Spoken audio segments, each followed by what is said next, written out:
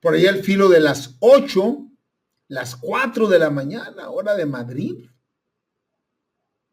charlando con los escritores Marcos López Herrador, desde Madrid. El progreso como prosperidad compartida, que fue el tema que inició la semana pasada y quedaron pendientes. Bueno, yo le dije, yo tengo algunos comentarios que hacer, pero pues ya estábamos al filo ya de las 8:30, 8:35, y ya estaba esperándonos Víctor enseguida.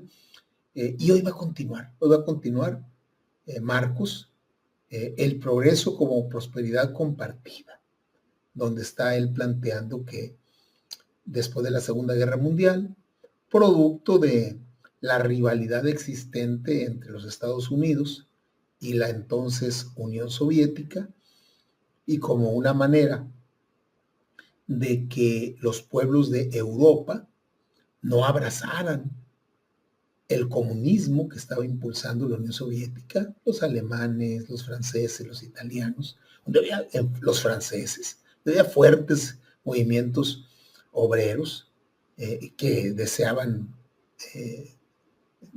hacer un régimen como el de la Unión Soviética, y la manera de alejar a los trabajadores, al proletariado, de esa tentación comunista. Pues los Estados Unidos dijeron, hay que apoyar a Europa, y dieron el plan Marshall. Entonces, el planteamiento central de la tesis de Marcos, que hoy va a seguir desarrollándola y extendiéndola, es que después de la Segunda Guerra Mundial, los Estados Unidos apoyaron fuertemente, de manera económica, a los europeos, de tal manera que hubo una época de mucha prosperidad. Entonces, esa época duró más o menos 30 años, poco menos de 30 años. El progreso como prosperidad compartida. Pero después de ahí, pues, ¿qué pasó? Ahorita vamos a platicar con Marcos por ahí. Al filo de las 8, dentro de 42 minutos, va a estar Marcos López Herrador, el escritor de grandes libros que aquí hemos comentado, desde Madrid. Bienestar Miranda, cosmética natural, orgánica, saludable, al servicio de tu belleza, presenta.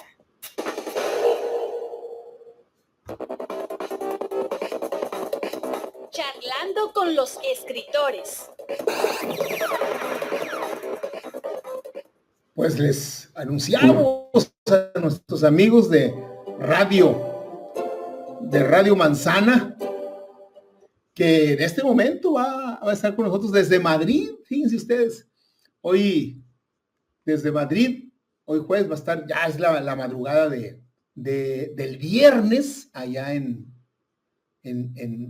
Madrid, y van a escucharlo ustedes ahí a través de Radio Manzana, aquí en Hermosillo. Vamos a dar la bienvenida a Marcos. A ver, Marcos, buenas noches, Marcos, buenos días. Saludos, querido Juan Manuel, saludo una vez más. Estamos estrenando, Marcos, una radio. Ahí contacté con un amigo comunicador, periodista, que me dio la buena noticia de que tiene una radio comunitaria aquí en Hermosillo. La radio comunitaria es una radio cultural, es Radio Manzana, XHSCMF, está en el 100.7 de FM, y su frase es la tercera vía, comunitaria, cultural y ciudadana. Alejandro Islas es él. Mándale un saludo desde Madrid, y para empezar, Marcos. Pues un saludo muy cariñoso, muy afectuoso, muy entrañable desde Madrid, en España, para Radio Manzana. Radio Manzana, con ese nombre tan simbólico, tan bonito, tan bíblico, Además, sí, y tan lleno de contenido y de significado, fíjate que la marca Apple tiene como símbolo una manzana con un bocado. Además, mordida. ¿Y sabe eso a qué se refiere? A ver. Pues mira, es que no recuerdo ahora mismo exactamente cómo se llamaba el científico. ¿Steve Jobs? ¿Perdón? ¿Steve Jobs?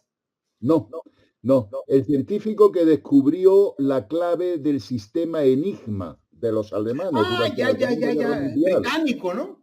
Exactamente. El británico, este británico era un informático maravilloso que crea una especie de prototipo de primer ordenador para desentrañar estas claves y demás.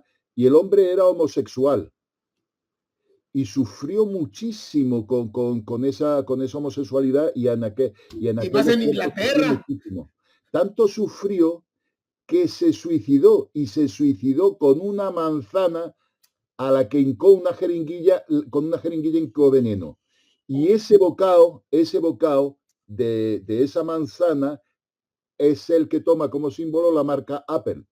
Ok, bien, interesante. ¿Verdad que bonito? Es Sí, ¿cómo muy no? bonito. Sí, sí, sí, ya lo creo, ya lo creo. Muy bien, bueno, pues a ver, adelante Marcos. Ah, mira, antes de que empieces, Sí. bueno, te vamos a dejar y más o menos unos 5 minutos antes de que termines, quiero comentarte algo con respecto a la temática, ¿te parece? Mm, yo, si te parece bien, lo comentamos antes, porque a mí no hay quien me calle. 5 minutos antes de Mira, que yo termine eh, no eh, existe. yo te iba a decir que en México, precisamente en esa época, y tú estás dando una clave para entender esto, Sí, entre los años 40 y 70, ¿sí? En México vivió lo que es el desarrollo estabilizador, ¿sí? Y se le atribuye a dos factores, ¿no? Ahorita tú estás agregando el factor fundamental, ¿no? Pero dicen ellos, es que Estados Unidos, como entró a la guerra, Segunda Guerra, paró mucha de su producción. ajá, Entonces tuvo que recurrir a la industria mexicana. ajá, Y eso generó bonanza en México, ¿sí? claro. Además se hicieron los llamados programas de braceros. Ajá, Bracero, que es esa persona que va y trabaja otra parte, pero viene de brazo, ajá, sí, los brazos, efectivamente. ¿no? Y había De trabajo aquí manual, de trabajo trabajo manual. profesional. Había aquí cerca de nosotros, hay un lugar que se llama Empalme, que se llama Empalme porque ahí confluyen vías férreas, es empalme de vías férreas. Ahí llegaban los enganchadores Ajá. norteamericanos a contratar y de aquí, la frontera son 300 kilómetros, ¿sí? Los manda ahí a Estados Unidos. Bueno, este, por eso dicen es que hubo prosperidad en México. Y también el secretario de Hacienda de aquella época, un señor de apellido Ortiz Mena, Antonio Ortiz Mena, era un cerebro y por eso fue. Bueno, es que en realidad todo esta prosperidad compartida, en realidad no fue una cosa únicamente de México, sino también fue de Europa por las razones que tú expones. Es lo que te quería comentar, Marcos. Efectivamente, efectivamente así fue. Y fíjate que hasta cierto punto esta prosperidad compartida viene a demostrar que muchas veces, cuando se quiere se puede. Cuando se ponen los medios adecuados, se pueden conseguir determinadas metas de beneficio general y comunitario y para todos. Y para muchos pueblos, ¿sabes? Lamentablemente no es la situación que estamos viviendo hoy en día. La situación que estamos viviendo hoy en día no tiene parangón. Es verdad que aquello que se dio, como ya hemos venido tratando a lo largo de los últimos programas, aquello que se dio de desarrollo económico, de provocar el desarrollo económico de Europa, apoyarlo fundamental, financiarlo con grandes caudales de recursos financieros, vino muy motivado por lo que fue lo que conocemos como la Guerra Fría, ese enfrentamiento con el bloque soviético que impuso a los Estados Unidos la conveniencia de establecer un marco defensivo, de establecer un dique de contención en Europa a la expansión del comunismo rampante a partir del final de la Segunda Guerra Mundial y que se hizo notar enseguida, pues ya en el año 1947 estábamos ante esa situación tan novedosa de lo que se dio en llamar Guerra Fría. Entonces, ese plan Marshall lo que pretendía fue precisamente lo que logró y lo que consiguió. Es el desarrollo económico, generar prosperidad en Europa de tal manera que los trabajadores tuvieran un, un acceso a un nuevo reparto de riqueza de tal forma que no cayeran en la tentación de querer hacer una revolución comunista, cosa que efectivamente se consiguió y se consiguió con los objetivos que he dicho. Entonces, bueno, pues se consiguió en Europa algo mucho más, que desarrollarla económicamente y desarrollarla industrialmente. Se consiguió mucho más porque solo en una década transcurrida desde el final de la guerra, los europeos entraron en una época que podemos llamar una época de verdadera opulencia, ¿eh? Una época que duró durante 30 años, los llamados 30 gloriosos años, desde 1946 hasta 1975 aproximadamente. Y que de todas maneras, y con muchos problemas a partir de la guerra del Yom Kippur, a partir de la crisis del petróleo, a partir de esos años 70, se ha seguido prolongando pues prácticamente hasta nuestros días, en los que, bueno, pues vienen interviniendo muchísimas otras directrices que no fueron aquellas primeras. Pero como ya digo, fíjense bien cómo quedó. Europa quedó verdaderamente devastada, ¿no? Europa quedó totalmente devastada. Y Alemania no es que quedó devastada, es que quedó arrasada, totalmente arrasada. El daño sufrido por Alemania y los bombardeos aliados sobre el territorio no dejan de resultar sorprendentes cuando se cuantifican. Pues fijaros que tenemos muy metida en nuestra cabeza y en nuestro ideario y en nuestra forma de ver las cosas, tenemos muy metido en la cabeza, por ejemplo, el bombardeo de Londres. El bombardeo de Londres como algo verdaderamente bárbaro, terrible, devastador, destructor. Tenemos esas imágenes de edificios en llamas y los bomberos tratando a contraluz de esas llamas que vemos en los edificios ardiendo en la noche. Esas imágenes las tenemos muy grabadas porque son muy espectaculares, muy dramáticas, muy trágicas. Y pensamos, pues efectivamente, ¿no? ¿Hasta qué punto fue devastador? Bueno, pues fíjense para que vean el daño sufrido por Alemania. En un solo fin de semana, cayeron bombas aliadas sobre Hamburgo, en un solo fin de semana, más que sobre Londres en toda la Segunda Guerra Mundial. Así que el grado de devastación de Alemania es verdaderamente espeluznante. Bueno, pues en solo 15 años, una vez terminada la guerra, Alemania Occidental, fíjense que ni siquiera toda Alemania, sino Alemania Occidental, la parte occidental alemana, se convierte en la segunda potencia industrial del mundo, después de los Estados Unidos. Increíble, alucinante. Es decir, que lo que se consiguió con el plan Marshall y lo que se consiguió con ese plan de generar prosperidad económica fue tremendo y hizo que en una sola década Europa superara, pues se pudiera recuperar de 40 años anteriores que habían estado sembrados. No nos olvidemos que había terminado la Segunda Guerra Mundial, pero es que hubo una Primera Guerra Mundial.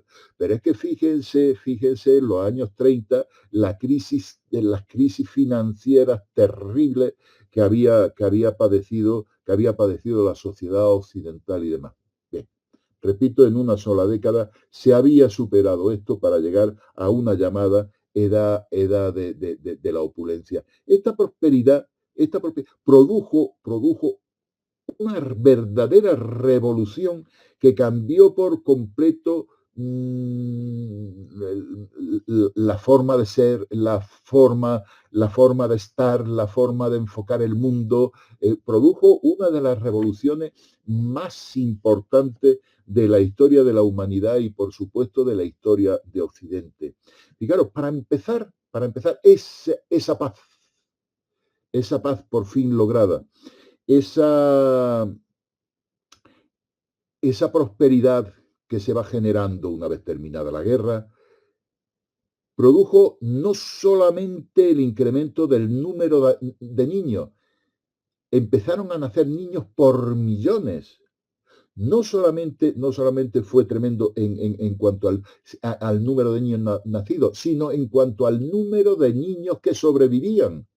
Porque no olvidemos que la mortalidad infantil era enorme hasta aquella época en que por fin la mortalidad infantil se empieza a disminuir y con ese incremento de los nuevos nacimientos, ¿con qué nos encontramos? Pues nos encontramos con que la población no solamente aumentó, sino, señores, se rejuveneció enormemente. Se rejuveneció de tal manera que a finales de los años 50 los jóvenes comenzaron a constituir un grupo social propio.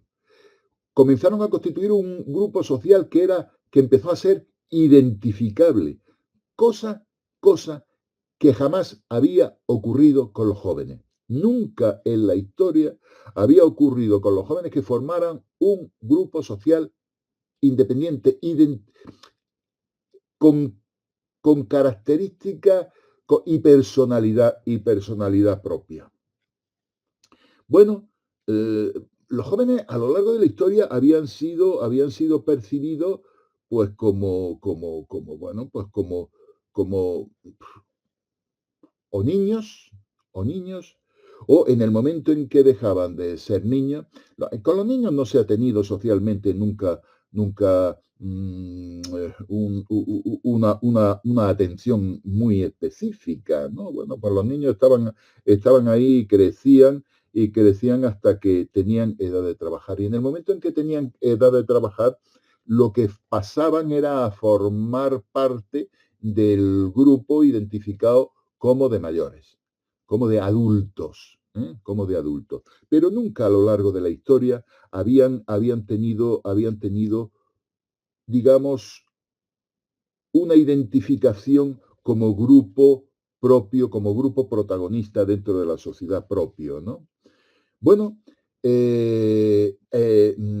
además de tener esa significación, ocurre lo siguiente, y es que los ingresos familiares, con la prosperidad, ese desarrollo económico, esa nueva industrialización que se está realizando, los ingresos familiares han aumentado.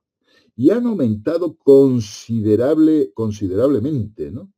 Porque también la mujer se va incorporando al mercado de trabajo. ¿Qué ocurre? Pues que la economía familiar es lo suficientemente estable y lo suficientemente holgada como para no necesitar que los niños trabajen pronto para contribuir en la casa con unos ingresos adicionales, sino que esos muchachos, esa juventud se puede dedicar a estudiar, se puede dedicar a otras cosas, y los ingresos familiares son lo suficientemente holgados como para que se les pueda destinar una parte a que ellos puedan realizar sus propios gastos. ¿Qué ocurre con esto? Pues que al tener esos jóvenes, al tener una disposición de dinero para gastar libremente, pues atribuyó al grupo una capacidad adquisitiva que enseguida empezó a notarse en la clase de ropa que vestían, que le hacía además diferenciarse de los adultos y de los demás por su indumentaria, ¿estamos? Una indumentaria que empezó a ser hasta cierto punto bastante uniforme, ¿no? Y que hacía que los jóvenes se identificaran pues con una especie de estilo propio, ¿no? Bueno, Esto habría carecido por completo de importancia si no hubiera formado parte de la percepción que todos empezaban a tener de esta juventud, que pronto comenzaron a abundar en pandillas, pandillas, esas pandillas embutidas al estilo americano, ¿no? Embutidas en prendas de cuero negro, ¿no? Que empezaron de alguna manera a ofender el sentido del decoro, ¿no? Que tenían los padres, ¿no? Empezaron a chocar con los padres, con los progenitores, porque además de esa vestimenta específica, empezaron a adquirir unos rasgos que la juventud nunca había tenido, de independencia y de rebeldía. Todo esto nos suena mucho, ¿no? Nos suena mucho. Los que tenemos cierta edad, pues la verdad es que forma parte de nuestra vida, de nuestros años más jóvenes, o por lo menos lo hemos percibido por aquellas películas y por aquellas. Bien, nunca los jóvenes habían tenido otra opción que vestirse como sus padres. Ahora eran capaces de diferenciarse. Pero fíjate que los jóvenes gastaban su dinero en ropa, pero empezaron también a gastar en música, y empezaron a hacer un fenómeno cultural hasta entonces completamente desconocido, ¿no? Y además un fenómeno con una potencia como nunca se había visto, ¿eh? Y esta música no solamente era trepidante, era rítmica, era melodiosa, y bastante accesible, ¿no? En cuanto sino que además era una música que los jóvenes identificaban como música propia. Era otro rasgo de identificación de esa generación como jóvenes. Bien, no solamente el fenómeno escandalizaba a los padres, ¿no? Sino que escandalizaba a los profesores, a los clérigos, a los expertos, a los políticos, ¿estamos? Bueno, la cosa cursó sobre todo en Europa Occidental, con toda clase de prohibiciones, ¿no? No pocas prohibiciones. Bien, en realidad aquellos jóvenes no querían cambiar el mundo, pero lo que sí querían es ser distintos, ser distintos, viajar más, tocar música pop, y adquirir toda aquella serie de cosas que le gustaban, ¿no? Con lo cual el grupo se convirtió en un objetivo de la industria publicitaria, y empezó a sentar de alguna manera las bases de lo que luego empezamos a conocer y a definir como la sociedad de consumo, ¿no? Bueno, se convirtieron en este grupo inmenso numéricamente, como ya hemos visto, de jóvenes, se convirtió en una fuente inagotable de ingresos que, bueno, que anteriormente nunca había tenido posibilidad de explotarse, ¿no? Y era un grupo capaz de consumir, además de la ropa a precio asequible, calzado, tabaco, alcohol, productos de cosmética para el pelo, maquillaje, revistas, discos, tocadiscos, joyería, radios portátiles y una serie inacabable de productos más. Se convirtió en un nicho de mercado de primerísima importancia. Bien, entonces la prosperidad y el consumo acabó efectivamente instalándose para todos, pues como una nueva forma de vida, ¿eh? Bueno, este ambiente de los jóvenes estuvo muy influenciado sobre todo por la cultura americana, pues a partir y a través del cine, sobre todo el cine y la música, ¿no? Y y comenzaron a elaborar efectivamente una forma propia de ver el mundo, que naturalmente chocó pues, con la visión que los mayores tenían de ese mismo mundo, abriendo lo que se conoció como una brecha generacional. Bueno, se había construido un estado del bienestar que era social, pero no era socialista. Y en este sentido parecía que estar más allá de la ideología. Parecía que todo aquello había superado el ámbito ideológico. Había demostrado que las mejoras de todas las clases sociales podían alcanzarse sin necesidad de alteraciones del orden público, sin necesidad de utilizar violencia alguna, sin necesidad de procesos revolucionarios, ¿no? Bien, los socialdemócratas sostenían que el capitalismo pues era disfuncional y que el socialismo era superior, tanto moral como económicamente. Pero no creían, como los comunistas, que el capitalismo tuviese que desaparecer necesariamente. Bien, y si te parece, pues dejamos aquí el tratamiento del tema y continuamos, si te parece, en el próximo programa. Lo continuamos. ¿Te parece bien? Bien, Juan Manuel, pues seguimos. No te preocupes. Bien, entonces,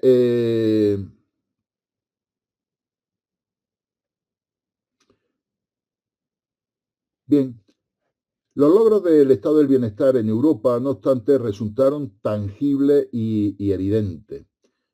Bueno,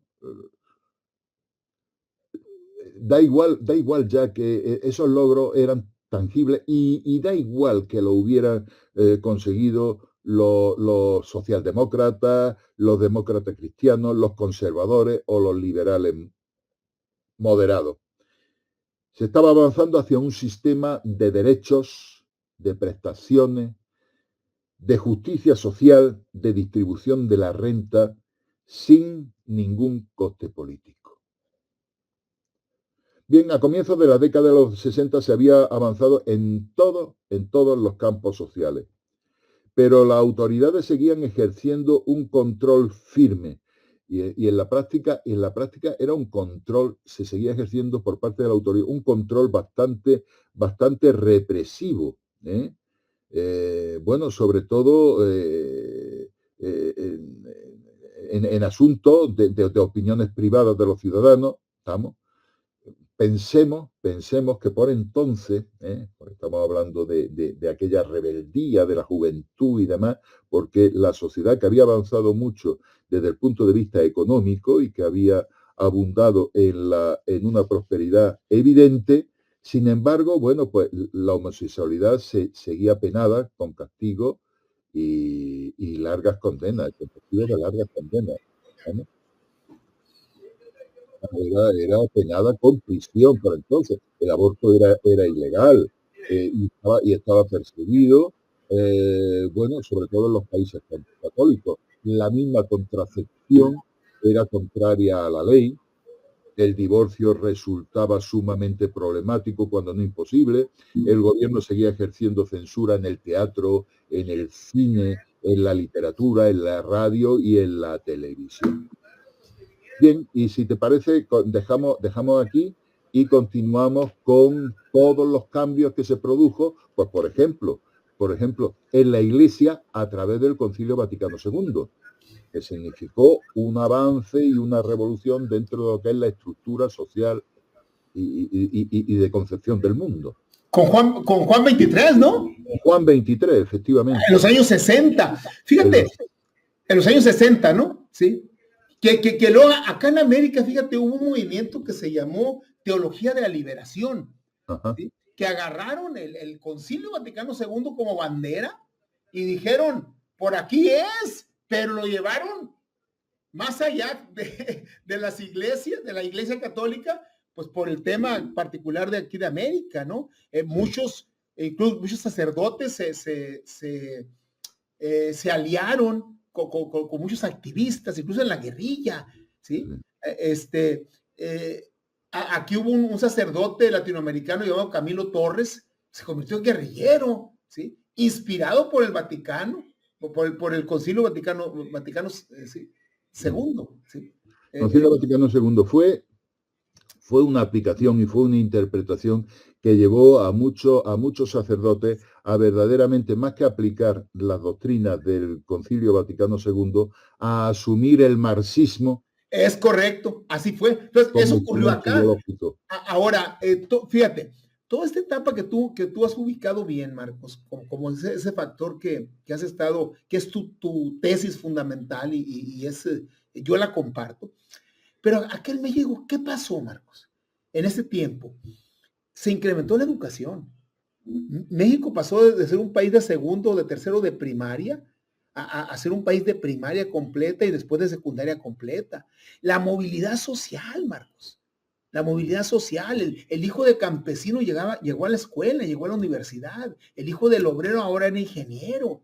¿Sí? Todo eso se vivió acá. Las escuelas, cuando yo entré en la secundaria, estoy hablando de 1966. Es cuando yo entré, yo terminé la primaria en el 66.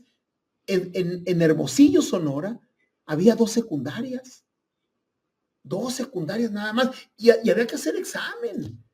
Yo afortunadamente me quedé en la prevocacional, ¿no? Pero había dos, era todo lo que había. Años después, casi empezó a haber una por cada barrio. Fíjate. En Hermosillo, ¿sí? O sea, el boom educativo. El obrero tenía tenía trabajo seguro, trabajo remunerado, tenía vacaciones, tenía derecho a préstamo, se pudo hacer de su casita, se pudo hacer de los enseres, del refrigerador, de la estufa. ¿Por qué? Porque la sacaba a crédito, tenía capacidad de, como dicen los banqueros, tenía capacidad de crédito, ¿sí? Porque tenía un trabajo seguro, ¿sí? Exacto. ¿Sí? Y podía mandar a sus hijos a la escuela, y costearle la secundaria, y costearle la preparatoria, y costearle la universidad. O sea, la gran movilidad social. Y después de los 70, para empezar, el 72, 73, se vino una inflación, Marcos, feroz. El peso era 12.50 pesos por $1. Esa era la paridad. Esa paridad duró 30 años. En los 70, la paridad llegó a ser de 20, de 30, de 40, de 200 pesos por $1. O sea, todo eso vino, o sea, porque dices tú, cuando se quiere, se puede. Los poderosos quisieron, por razones políticas, generar esta prosperidad compartida, y cuando dijeron, ya la hicimos, va para atrás. Claro, porque hay que tener en cuenta una cosa, que esa prosperidad y ese bienestar por parte de las masas trabajadoras se fundamentaba en la construcción de un estado del bienestar. Un estado del bienestar al que se destinaron una ingente cantidad de recursos que en el momento en que, sobre todo cuando cayó el muro de Berlín y ya no hacía falta competir con el comunismo, para mantener alejados a los trabajadores de esa tentación, cuando ya no hizo falta, vieron que todos esos recursos podían apropiárselos. Mil vías, como hemos visto, ¿no? Como hemos visto. Porque fíjate que cuando acabemos de desarrollar este tema, el tema que estamos viendo de esta situación de opulencia, de prosperidad y demás, empezaremos a ver cómo se va instaurando el neoliberalismo en el mundo. Y el neoliberalismo fue uno de los instrumentos utilizados para destruir el estado del bienestar y apropiarse de todos esos recursos, como están haciendo y como está ocurriendo hasta el día. Como lo siguen haciendo y cada vez peor. Sí, señor. Muy bien, ¿se queda el mismo título o fraseas otro? Yo creo que podemos seguir con el mismo título hasta que lleguemos a la expansión del neoliberalismo. Muy bien, Marcos. Muchas gracias. Brillante como siempre. Muchísimas gracias. Un abrazo para todos.